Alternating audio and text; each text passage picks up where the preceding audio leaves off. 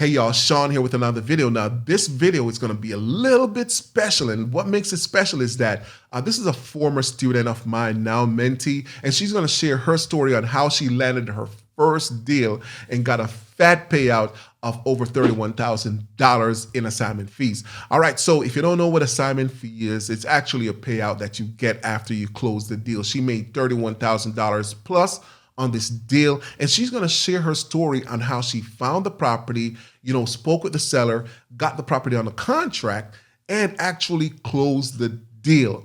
Boom.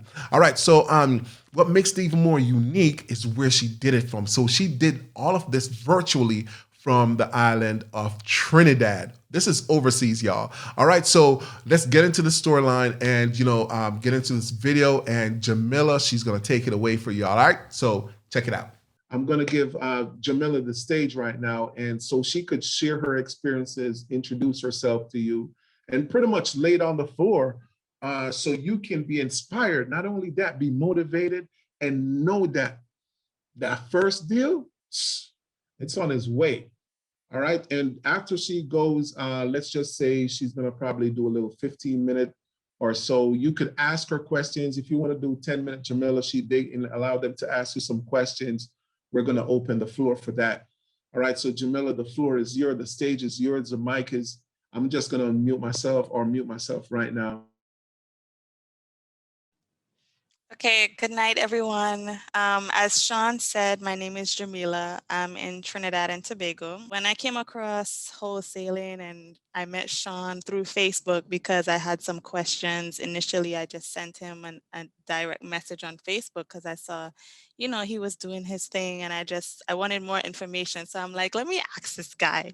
And, some of these mentors, they'll not answer your questions directly. They'll give you like runaround and stuff. And he always would just answer me, give me information. How do you find this? Or how can I get that? Or how can I do this? So I just kept texting him and messaging him. And then I saw that he had a 30-day challenge, right? So he got a group of people together and he posted a flyer on his Facebook and he said he's going to have this 30-day challenge and anybody can join. So, a couple of us all joined and he gave us advice and you guys, we're going to get started. You're going to get a list and we all have 30 days to go after getting our first deal, right? So he gives us the blueprint, the layout and everything like that. So, I took notes, I paid attention, tried to learn and pick up as much as I can. Anything I didn't understand, I asked him and then, I'll get on the phone and we'll discuss. And Sean is one of the most genuine mentors, one of the most genuine teachers that you will find. He's not going to sugarcoat anything. He's not going to keep anything from you. He will help you as much as he can because he wants to see you do well. And as he said, like my first deal, I think is more than Sean has done himself. But he's the one who taught me, right? So he's the one who helped me and he's the one who took me through the steps of what I need to do. And even with this very first deal, I sent him the HUD statement and I was like, is this correct? Do you see any mistakes? Is this the way it's supposed to be? And before I confirm everything and get it signed with the title company, and he double checked everything, he went over it with me and we were sending emails back and forth. And then, until it went right up to closing. And he didn't ask me for any money to do that. He didn't say, oh, this is how much your assignment fee is. I want a percentage. He didn't do any of that. So I'm just here to explain to you guys how my journey was and how the process was for me. So it was, it could get really frustrating. Sometimes you're going to get hung up. Sometimes you're going to get discouraged and like, oh my God, it's not working. It took me 1 year to do my very first deal. But my first deal assignment was $31,000. So I was pretty happy at that point. I was like, okay, it's worth it, right? So my first deal, it's virtual, of course, because I'm in Trinidad. And this property was in, I've never been to, I've never seen the house in person. I've never met the seller. I sent text messaging campaigns. So this is how this was done. The random text messaging campaigns to high equity lists. So I don't know if Sean would have explained to you guys what high equity is, but it basically means someone who has own the house for a long period of time and they have a good amount of equity in it and they haven't reached their full 30-year maturity date yet, but maybe they would have already paid 15 years into the house, 10 years into the house, 20 years into the house. And they might just be ready to downgrade or get rid of the property for whatever reason. So this particular guy, he was a single guy. He was going through a divorce, and he was just ready to let the property go. He had a bunch of dogs and he was just ready to move back in with his mom. So it wasn't one text message. I had sent thousands and thousands of messages. I got the typical FUs and go to hell and don't text me ever again and all that stuff. So he responded back, typical text message, and Sean has a good number of scripts that he uses and that he will teach you what to say to the seller and how to make it more personal, and not just, hey, do you want to sell your house on 123 Main Street? So the guy texted back and he said, yeah. So I said, okay, sent a message back and asked him, what's the motivation? The four questions that we always go over: the condition of the property, the timeline that you want to sell, how soon do you want to get rid of the property, what's the motivation to sell, and does it need any repairs, right? We go over those four questions. So he actually had some pictures that he sent to me. They weren't really updated, but it was what he had. He just went outside and he took a few shots of the house.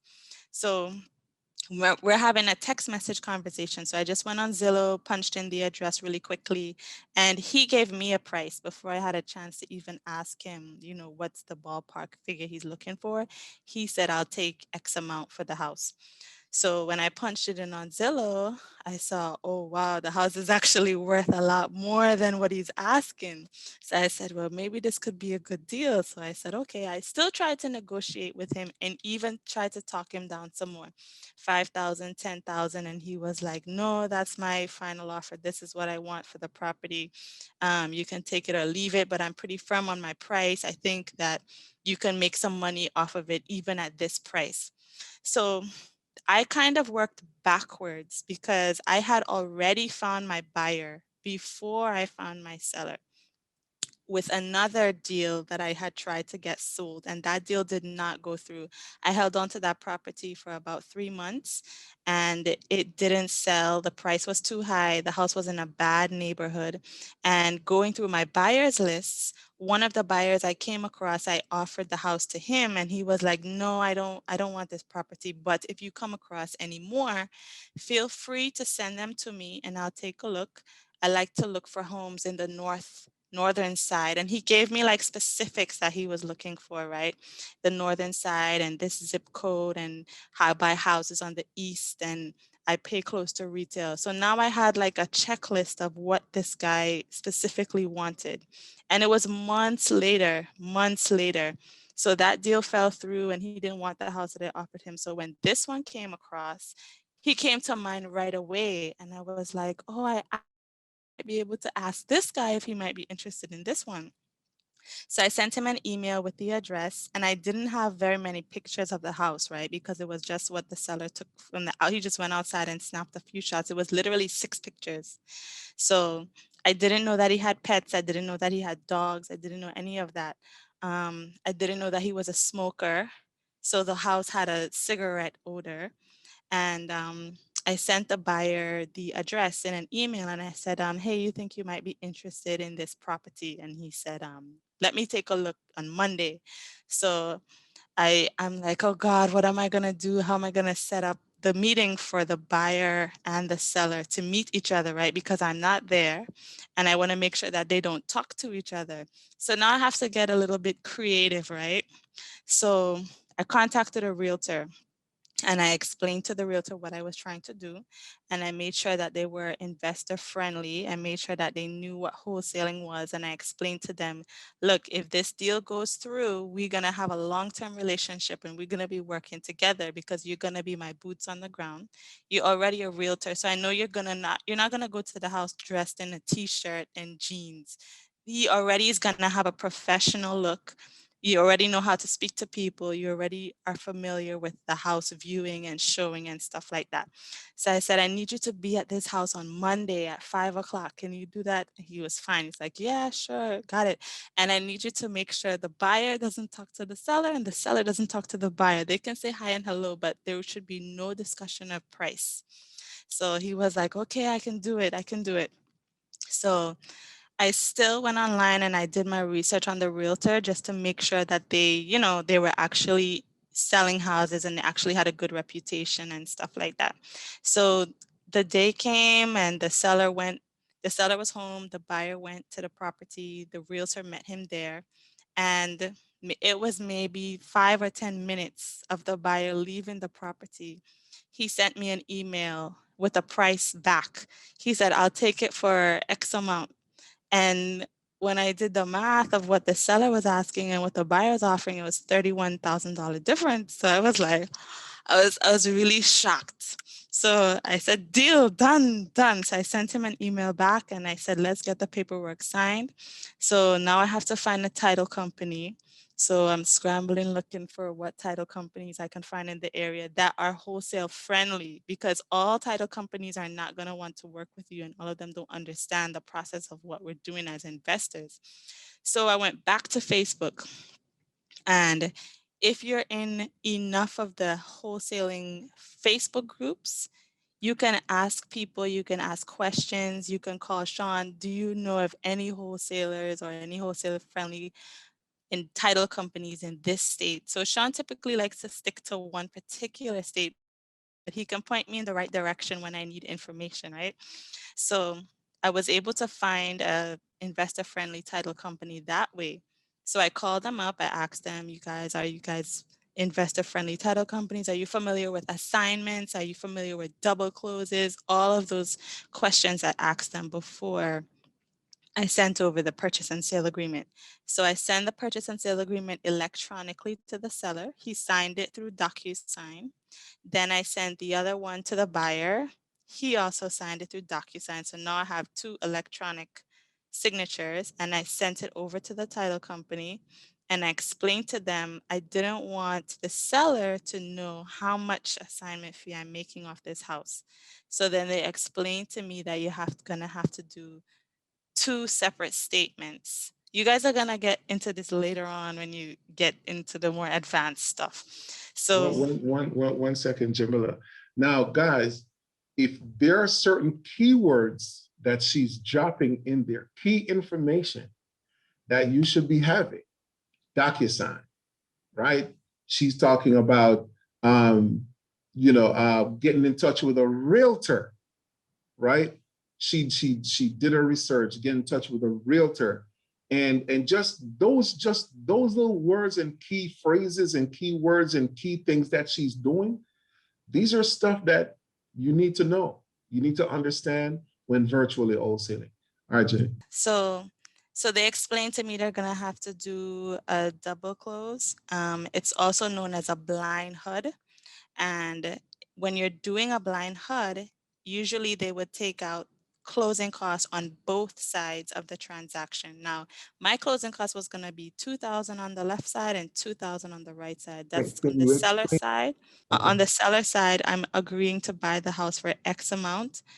The seller is going to sell the house to me, directly to me, and then I have to pay the closing costs, which would be like $2,000.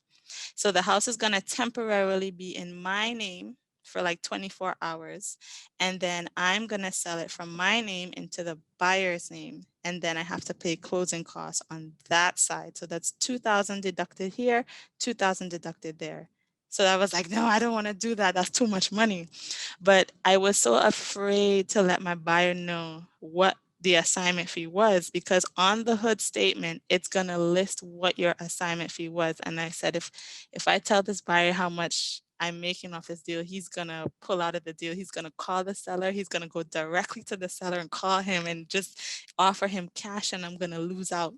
So I sent the buyer my two HUD my HUD statement, and he called me and he said, "Why are you doing a double close?" And I said, "Oh God!" And I'm like, "What am I gonna tell this guy?" So then I said, "Okay." I said, "Well, you know, some buyers get intimidated when the wholesaler is making a large assignment fee, and I just didn't want you to pull out of the deal. So in order to hide what the fee is, I'm doing a double close."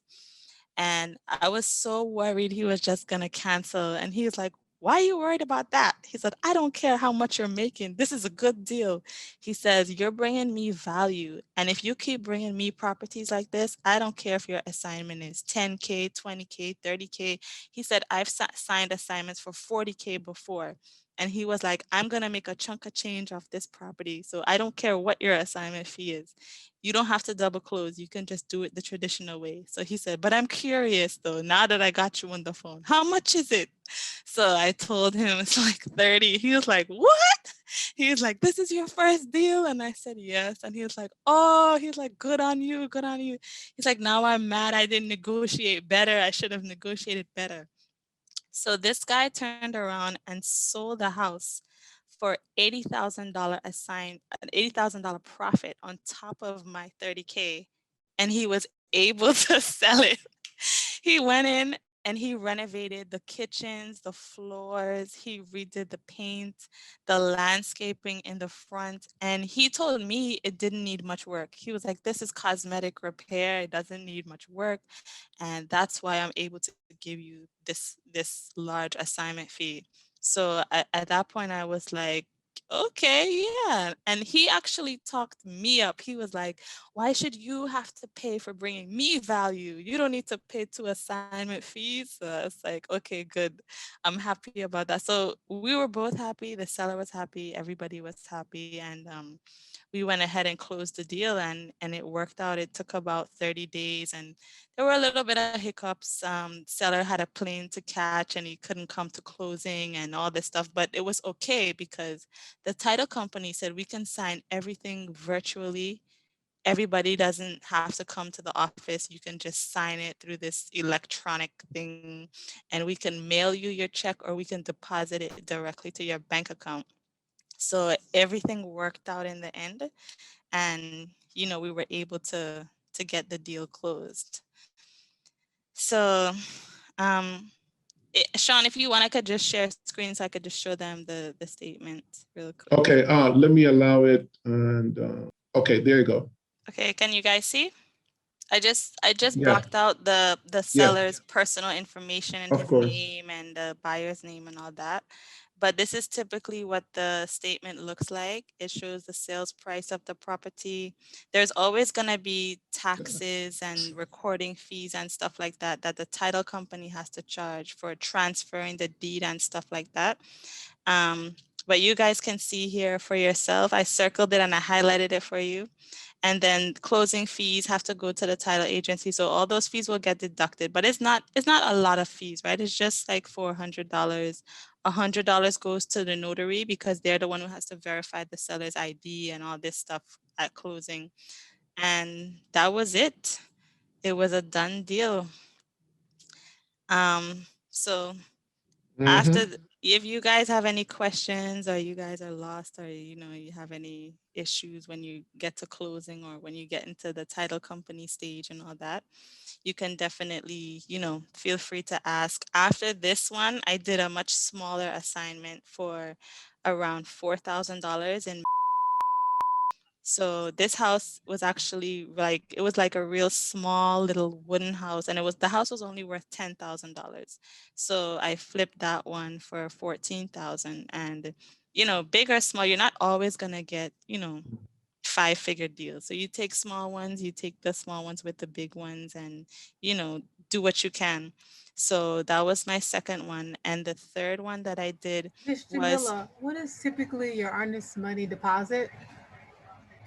Okay, so to be completely honest with you, your earnest money deposit doesn't have to be more than $100. It just up to you what you want to put down. Your earnest money deposit can be $10. For this one, my earnest money deposit was $100. So it's there's no like rule to what your earnest money deposit has to be. And the buyer never put down an earnest money deposit, and I didn't require him to put down an earnest money deposit because I did so much background check on this buyer. I went into REI Pro and I went into PropStream and I checked all the properties that he bought in the area for the last 12 months, and this guy has flipped already 20 properties. So I wasn't worried about him. I wasn't worried about him at all. Mhm. So he called me back and he was like, did I put down an earnest money deposit? This was like 3 weeks afterwards. Did I put down an earnest money deposit? And I was like, no. He says, oh, I must have forgot because he's so busy just buying and renovating and flipping properties. But honestly, your earnest money deposit, it just means it's like a promise that you're going to go ahead and go through with the deal. So you try not to put too much because sometimes the deal can fall through and you don't want to lose your earnest money deposit. And the earnest money deposit actually is supposed to come from the buyer. So it's actually for the buyer. If the buyer decides he wants to pull out at the last minute, you get to keep that earnest money deposit. So we're going to open it up, the floor, if y'all want to ask any questions at all. Now, this is a question, I'm going to start it out. Now, do you pay the earnest money? Do you pay an earnest money to the seller? No, you never ever give the seller any money. Your earnest Okay. money deposit always goes to the title company. So the title company is like Escrow. the middleman. Yeah, they're like escrow and they're going to hold the fees. And Mhm. when the transaction is done, they will release the funds back to you or put it towards the purchase price of the house. But like you said, the buyer should actually pay that earnest money deposit. Right. That always want to get that from your buyer because that's your buyer's promise Mhm. that he's committed to buying the house. And if he Mhm. changes his mind in a week or 2 weeks, you Mhm. have that money as your security, as your guarantee for wasting your time, basically. How unique is that? She did all of this from the island of Trinidad. And guess what? She started closing more deals after. It's like it's a domino effect. After she closed that first deal, she landed two more deals back to back after that. And right now, she's having a few more properties coming down the pipeline. All right, so it's an amazing story. What's your excuse? If you're living here in the United States, you shouldn't have any excuse. All right, go after those properties, go after your dreams, create wealth, build your legacy. All right. So, hey, if you need coaching, hit that link, go to coachingwithsean.net, and I will take you through the process. All right. So feel free to subscribe to this channel and hit that notification bell so you can get notified when I post new videos. All right. Because YouTube isn't sending the videos out to everybody. All right. But if you hit that notification bell, you'll pretty much get the video. All right. So subscribe, hit the notification bell. Look, see you in the next video. We are all winners. All right, so go out there and win, make money, create wealth. Like I said, build a legacy. All right, and as usual, till the next video, God bless. Peace.